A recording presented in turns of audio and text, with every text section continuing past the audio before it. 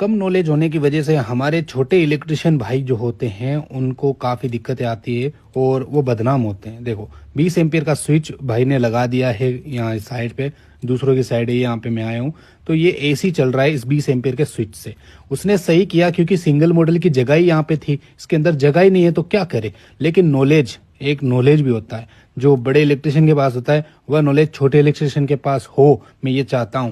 तो उस वजह से मैं ये वीडियो बना रहा हूं। देखो ये सिंगल स्विच चिपक चुका है, बिल्कुल जल चुका है, खराब हो चुका है, एयर कंडीशनर जो है डायरेक्ट हो चुकी है इस स्विच की मदद से, ठीक है। तो मैं इस स्विच को बाहर निकालूंगा और इसकी जगह इलेक्ट्रिशियन को ऑब्वियसली क्या लेना चाहिए मैं बताता हूँ, MCB लगाना चाहिए। क्यों, देखो मैं बताता हूँ। जब एयर कंडीशनर के लिए डबल पोल का स्विच लगता है, ठीक है, एयर कंडीशनर